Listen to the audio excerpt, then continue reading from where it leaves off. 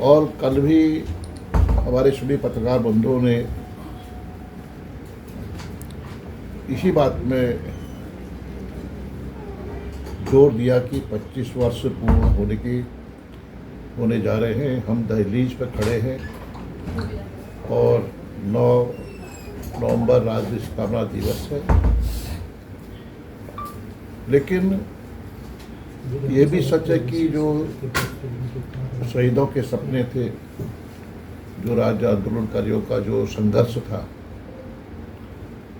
उसमें हम कितना सफल हो पाए हैं। उनका उद्देश्य क्या था, उनका मकसद क्या था। और मकसद साफ है कि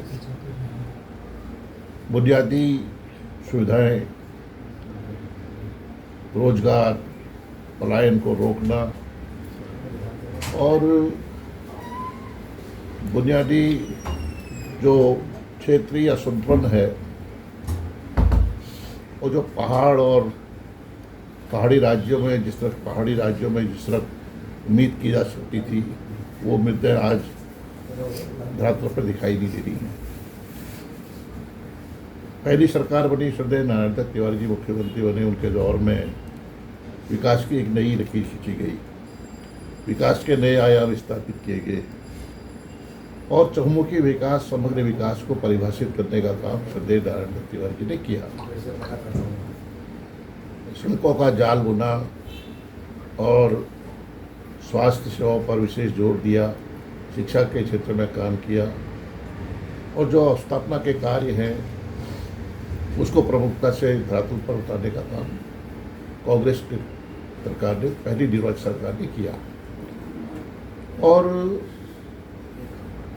चाहे वो सेलाकोई हो, चाहे वो भादराबाद हो, कल भी मैंने इस बात का जिक्र किया था कि कोटद्वार हो, नैनीताल में भीमताल हो, चाहे आपका रुद्रपुर हो, उधमसिंह में काशीपुर हो, पंतनगर हो, यहाँ पर औद्योगिक इकाइयों की स्थापना की। लाखों नौजवानों को रोजगार मिला और लाखों लोगों को अप्रत्यक्ष रूप से रोजगार मिला। लेकिन धीरे धीरे वो औद्योगिक इकाई बंद की कगार पर है।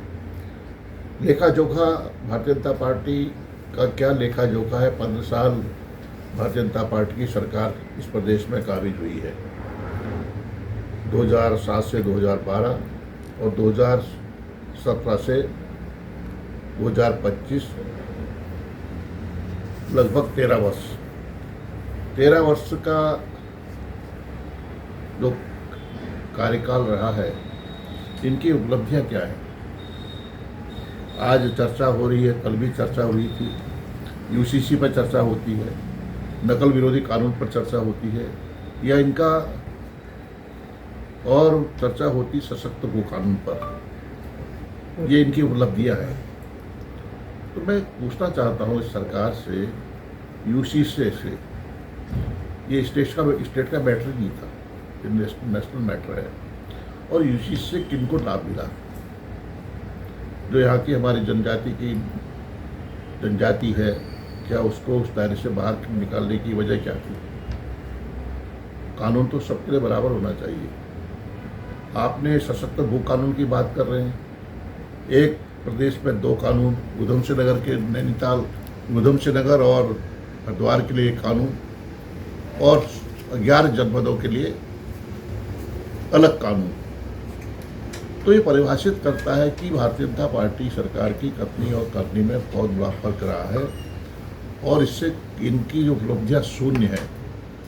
और हमारा स्पष्ट मत है कि भारतीय जनता पार्टी जो उपलब्धियाँ का गुणगान कर रही है वो कोरे कागज की तरह है, जिसमें कुछ भी इनके द्वारा इबारत नहीं लिखी गई है। सर, मूल निवास का मुद्दा भी उठाया आज दोबारा से कि मूल निवास लागू होना चाहिए, किस तरह आप देखते हैं इसमें? देखिए, पूरे देश में मूल निवास लागू है। 1950 में जो का कानून इसको परिभाषित करता है, और आज उत्तराखंड एक इकलौता राज्य है जहाँ पर मूल निवास का कहीं पर उल्लेख नहीं है, कहीं जिक्र नहीं है। तो स्पष्ट रूप से मेरा कहना है कि मूल निवास को राज्य सरकार ने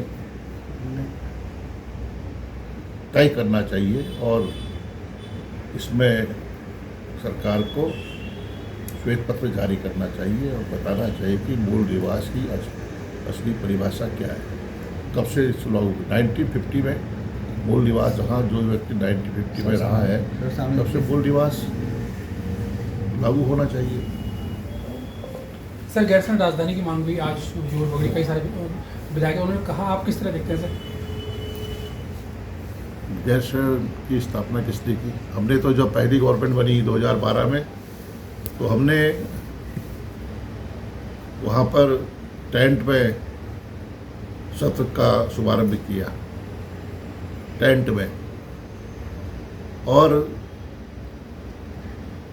जब हरीश रावत जी की सरकार थी उस दौर में गैरसैंण के राजधानी के भवन के निर्माण के लिए धनराशि हमने अवमुक्त की। जो 2024-25 का बजट है उसमें आप देखिए कि गैरसैंण के लिए कितनी धनराशि भारतीय जनता पार्टी की वर्तमान सरकार ने स्वीकृति दी है।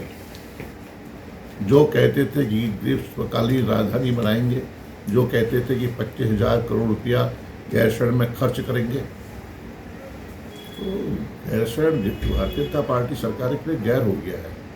हम तो आज भी प्रतिबद्ध हैं, जो जनता की अपेक्षाएं उसको पूरा करने के लिए हम प्रतिबद्ध हैं। अगर आप ये वीडियो YouTube पर देख रहे हैं तो हमारे चैनल को सब्सक्राइब कर बेल आइकन दबाएं और Facebook पर देख रहे हैं तो हमारे पेज को लाइक करें।